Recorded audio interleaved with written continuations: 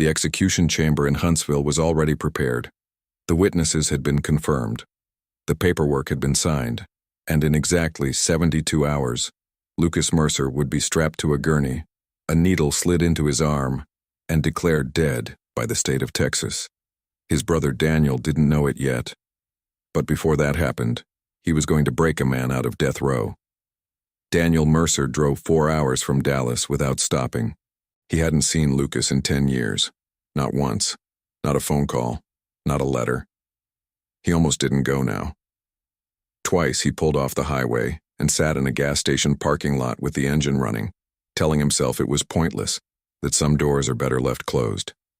Twice he pulled back onto the road anyway, because whatever else Lucas Mercer was, he was still blood, and Daniel had enough ghosts already. The visiting room at the Polunsky unit smelled like industrial cleaner and bad coffee. Daniel sat across from his brother through a pane of scratched plexiglass, and for a long moment neither of them spoke. Lucas had aged badly. His hair had gone gray at the temples, his face carved with lines that hadn't been there at 32, and his hands, resting flat on the counter, were the hands of a much older man. "You didn't have to come," Lucas said. "I know." A silence. Daniel studied his brother's face the way you study something you used to know well, looking for what's still familiar underneath all the damage. "Danny," Lucas leaned forward, "I didn't kill that woman." Daniel had been a cop for 18 years. He'd sat across from liars more times than he could count. He knew the tells, the micro-expressions, the eye movement, the way the body betrays what the mouth is saying. He looked at Lucas and saw none of it.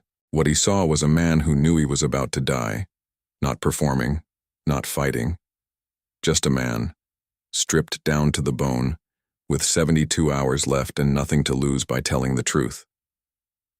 "I shouldn't have gone there that night," Lucas said quietly, "but I didn't touch her. I swear to God." Daniel held his gaze. "Did you know her? Emily Hargrove?" Lucas didn't look away. Not the way they said. It was an odd answer, ambiguous enough to mean almost anything. Daniel filed it away and let it sit. "There's someone you need to look at," Lucas said. He leaned closer to the glass and said a name Daniel hadn't thought about in years. Frank Halverson. Daniel drove back to Dallas in silence. No radio, no music, just the highway and the dark and his brother's voice in his head. Emily Hargrove had been 38 years old when she was murdered. A federal prosecutor. Ambitious, meticulous. The kind of woman who worked 16-hour days and still ran marathons on weekends. She'd been found in the parking garage of her Oak Lawn apartment complex on a Thursday night in October, a single stab wound to the chest. No robbery, no sexual assault. Her wallet and phone were still in her bag. The investigation had moved fast. DNA from the scene matched Lucas Mercer, who had a prior for breaking and entering and had been picked up twice in that neighborhood for loitering. A woman named Sandra Pruitt came forward saying she'd seen a man matching Lucas's description running from the garage. And then, after 19 hours of continuous questioning, Lucas had signed a confession. Frank Halverson had led the investigation. Frank, who'd been Daniel's partner for 6 years, the man who'd stood as best man at Daniel's wedding, the man who'd looked him in the eye after the conviction and said, "I'm sorry, Danny, the evidence is what it is." Daniel had believed him, cut off contact with Lucas, and left the department within the year. Now he sat in his apartment at 2 a.m. with a laptop and the quiet certainty that something had been very wrong for a very long time. He found the first crack almost immediately, a discrepancy in the evidence log. The DNA sample from the scene had been cataloged under a case number that didn't match the standard format used by the Dallas PD lab. A clerical error, maybe. But when you're looking for a man to be wrong, you notice the small things. Then he remembered something Lucas had said near the end of the visit, something small, almost throwaway. A detail about the crime scene, the specific placement of Emily Hargrove's briefcase, propped against the driver's side tire of a particular car in a particular spot in the garage.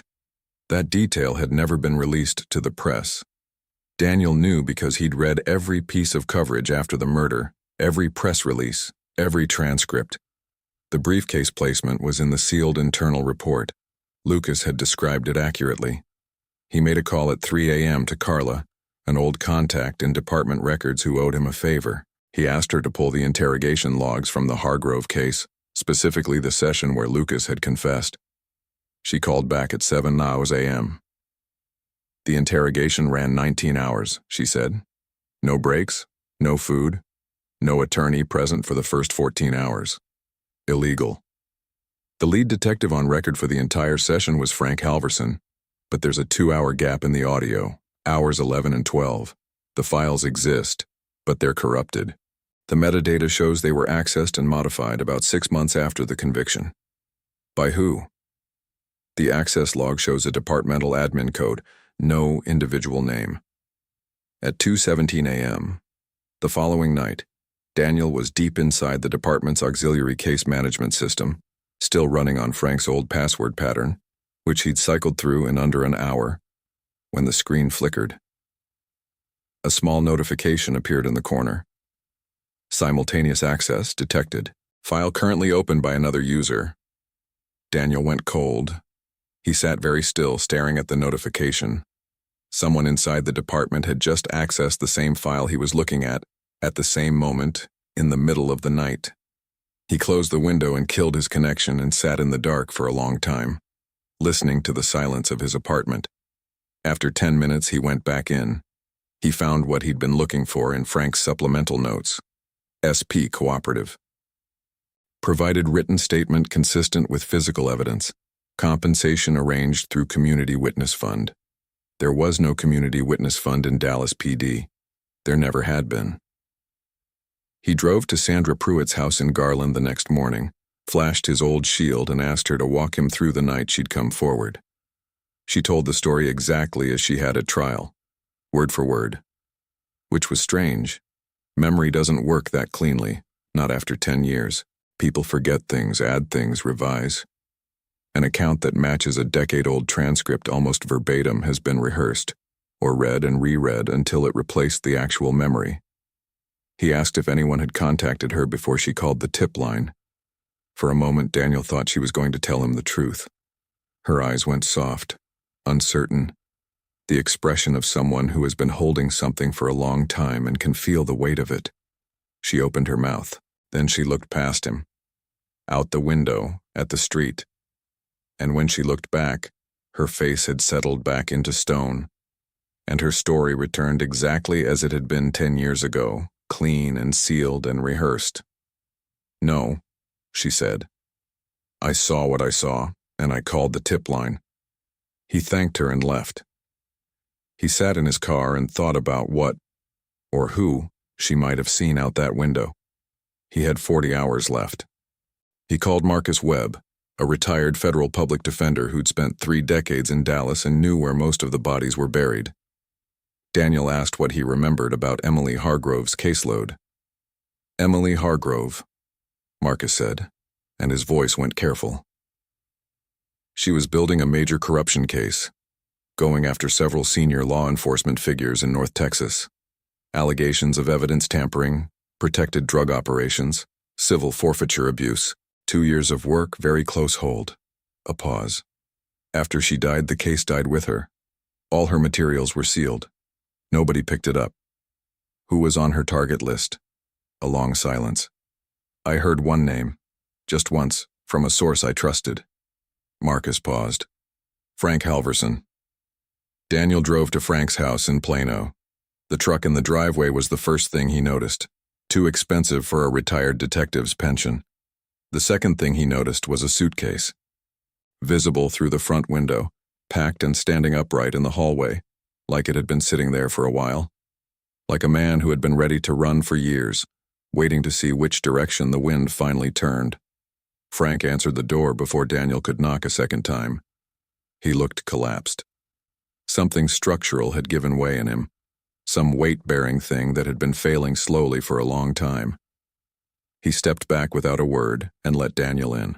They sat in the living room. No drinks, no small talk. Daniel laid it out clean. The evidence log, the audio gap, Sandra Pruitt's payment, Emily's corruption case, the name on her target list. He kept his voice level. He watched Frank's face. Frank listened without interrupting. When Daniel finished, the refrigerator hummed in the kitchen.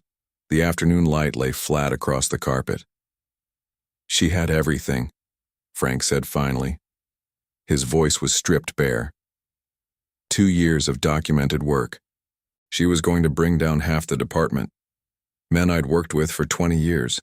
Some of them were my friends. "So you killed her?" Frank looked at his hands. Lucas was in that parking garage. He saw things he shouldn't have seen. I had to control it. "You planted his DNA. It was already in the system. He had a prior. You fabricated a confession. 19 hours, no sleep, no food. A man will sign anything." He looked up. "I'm not proud of it. He's going to be executed in 39 hours. "I know." Frank met his eyes. "I've been waiting for someone to walk through that door for 10 years, Danny. I'm tired of it." Daniel's recorder had been running in his jacket pocket since he arrived. He had everything on tape and documentary evidence to support it. He stood to leave. He was halfway to the door when Frank called after him. "Lucas isn't what you think he is." Daniel stopped. "Ask him about the Conoco station on Route 67, summer of 2004. He didn't respond. He walked out. But the words followed him all the way back to the car and stayed there, quiet and cold, for the rest of the drive. Getting Lucas out was the most reckless thing Daniel Mercer had ever done. Lucas had a routine medical transport the next morning, a dental procedure at an outside facility, a predictable route, a 2-man escort. Daniel had 2 people he trusted, Marcus Webb's nephew who drove commercial vehicles, and a woman named Gina Torres who had a talent for not asking questions. The intercept happened on a county road outside Madisonville, a 2-mile stretch with no traffic cameras during a 4-minute window when the escort van fell behind a slow-moving truck. Daniel's car was waiting on the shoulder with the engine running. The van stopped. For 2 seconds, nothing happened. Then one of the guards reached for his radio. Daniel's hand tightened on the steering wheel. He watched the guard's profile through the window, watched the hand move toward the radio, watched the fingers close around it, and thought in that moment that the entire plan had just collapsed, that the next sound he heard would be a call going out, that everything he'd built in the past 3 days was about to come apart on a county road outside of nowhere. The guard's hand froze. Then slowly, almost imperceptibly, it dropped. The van doors opened. Lucas Mercer stepped out and into Daniel's car in under 3 minutes. "You shouldn't have done this," Lucas said. "Probably not." They drove. News alerts stacked up on Daniel's phone. Convicted murderer escapes custody. Federal investigation active. All units. He turned the screen face down. "Frank's going to be arrested," Daniel said. "I have a recording. It goes to an attorney tonight, then to the FBI and a federal judge. It's enough to get your conviction reviewed." Lucas stared out the window at the passing dark. "There's something you need to tell me," Daniel said. "Route 67, the Conoco station, 2004. The silence lasted a long time. "There was a robbery," Lucas said at last. "I was 24 and broke and stupid at a gas station. I went in with 2 other guys. One of them had a gun. I didn't know. Or I told myself I didn't know. The security guard tried to stop us. There was a struggle. The gun went off." A pause. "The guard died." Daniel kept his eyes on the road. "I ran. The other 2 got picked up later. I never was. I changed cities, kept my head down, got straight. But I never forgot." Lucas's voice was quiet, scraped clean. "When they arrested me for the Hargrove case, sitting in that cell looking at the rest of my life, part of me thought, okay, maybe this is the debt coming due. Maybe this is justice finding me through the back door." He paused. "I've made mistakes before, Danny. Bigger ones than you know." "But you didn't kill Emily Hargrove," Daniel said. "I didn't kill Emily Hargrove." "I know," Daniel said. "And he meant it then. The attorney's name was Patricia Ossie, meticulous, aggressive, not easily rattled.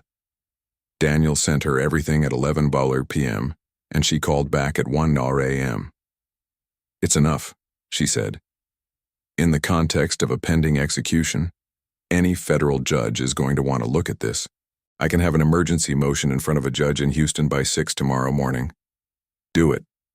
He spent what was left of the night in a motel outside of Conroe, Lucas asleep in the second bed. Daniel sat in the chair by the window, watching the parking lot, feeling the splinter in the back of his mind that he couldn't quite reach. Something small and persistent. He couldn't name it. By noon the next day it was done, the legal machinery of it anyway. Patricia got her hearing. The judge reviewed the evidence. The FBI activated an investigation into Frank Halverson. Lucas was technically still a fugitive, but Patricia negotiated a voluntary surrender in exchange for an immediate stay of execution. At 6 p.m., the hour Lucas had been scheduled to die, he was in federal custody, alive, awaiting a full evidentiary review. The story broke nationally and then went supernova. Sandra Pruitt gave a tearful televised confession admitting she'd been paid. Frank Halverson's former colleagues went on record about the department's culture of protection and cover-up. Emily Hargrove's family released a statement saying they'd always had doubts, that something had always felt wrong. And then the FBI went to arrest Frank. They found him in his living room. He'd been dead for several hours. Gunshot, self-inflicted. On the table beside him was a handwritten letter confirming everything Daniel had uncovered and more. Names, account numbers, the location of Emily Hargrove's original case files, which Frank had stolen the night she died. The story exploded again. And Daniel sat in his apartment in Dallas and tried to feel relieved. He couldn't. The splinter was still there, small and cold and insistent. He was standing in his kitchen 3 days later, making coffee, when it finally surfaced, not as a thought, as a memory. Something from the original trial transcript that he'd read once and filed away a decade ago. Testimony from the medical examiner. Emily Hargrove's time of death, between 9:15 and 9:45 p.m. Frank Halverson had been logged into the department's case management system at 9:20 p.m. that same night. A routine update on a separate case. IP address confirmed to the department server, which required physical presence in the building. The building was 18 minutes from Emily's apartment complex. Frank had been at his desk at 9:20. Even if he'd left the instant he logged that update, he couldn't have reached the parking garage in time. Daniel sat down on the kitchen floor. He went back through everything, all of it. Frank's letter confessed to covering up the murder, confessed to framing Lucas, confessed to tampering with evidence, paying Sandra Pruitt, corrupting the investigation. He never said, "I killed Emily Hargrove." Not once, because he hadn't. Daniel drove to the federal facility where Lucas was being held. He sat across from his brother through the scratched plexiglass for the last time, and he said very calmly, "Tell me what actually happened the night Emily Hargrove died." Lucas looked at him for a long moment. "I already told you. Stop." Daniel's voice didn't rise. "I know where Frank was at 9:20. I know the Emmy's window. Frank couldn't have killed her. So stop performing and tell me what happened." The silence lasted a very long time. And then something in Lucas's face changed. The performance dropped away. What was underneath it was older and darker and more tired than anything Daniel had ever seen on his brother's face. "I found out Frank was under investigation," Lucas said. "Some connection, somebody who knew somebody. I knew he was dirty, and I thought I could use it." He stopped. "I went to Emily Hargrove. Told her I had information on Frank that I wanted cash for it off the record. She said no. She said she was going to report me for obstruction. We were in that garage. She was walking away and He stopped again. I panicked. We struggled. She fell. A pause that seemed to have no bottom. And then it was done." Daniel said nothing. "Frank found out. I don't know how. He came to me the next day and said he'd handle it. I thought he was going to let me walk. Instead, he used it. He silenced Emily's case, buried his own exposure, and locked me away where I couldn't talk. Lucas looked at his hands. He didn't frame an innocent man. He framed the man who actually did it. He just did it illegally. "You let me think you were innocent," Daniel said, "for 10 years, and then you let me break you out of prison. You said exactly the right things to make me keep going. You were always the smart one, Danny." Lucas held his gaze, and his voice was almost gentle. "I knew if anyone could pull that off, if anyone could get me out of there, it was you. I just had to point you in the right direction." The words landed with the quiet precision of something that had always been true, something Daniel had simply been too close to see. He sat with them for a moment, felt the full weight of the last 3 days, the driving, the hacking, the confronting, the planning, the 2 seconds on the county road while a guard's hand reached for a radio, all of it assembling itself into a different shape than the one he'd been living inside. He had not saved an innocent man. He had been used as a tool by a guilty one. He looked at his brother one last time. Lucas held his gaze without flinching, and in that stillness Daniel saw something he recognized from years of sitting across from people in interrogation rooms. Not remorse, not defiance, just the flat, final calm of someone who has put something down after carrying it for a very long time and has no intention of picking it up again. Daniel stood up and walked out. He sat in the parking lot until the light changed, afternoon going golden and then dim and then dark. He held his old detective's shield in both hands, turning it over, feeling the weight of it. The familiar press of the metal. 18 years of his life, compressed into a small, cold object. He thought about Emily Hargrove's family, about what they believed had happened to her, and what was actually true and the distance between those two things.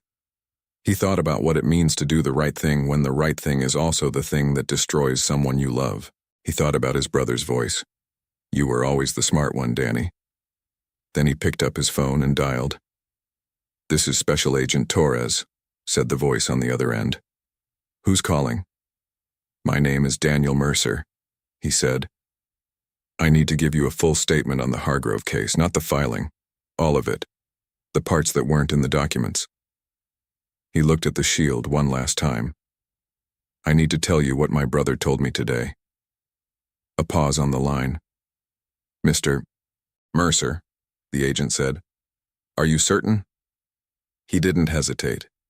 Daniel Mercer had spent 18 years as a detective searching for the truth. It had taken him 10 more to learn that the worst lies are the ones told by the people you love. "I'm certain," he said, and he stayed on the phone until it was done. So, that's the end of this story, but there are plenty of other great ones right here. Before you go, don't forget to hit that like button, subscribe, and ring that little bell.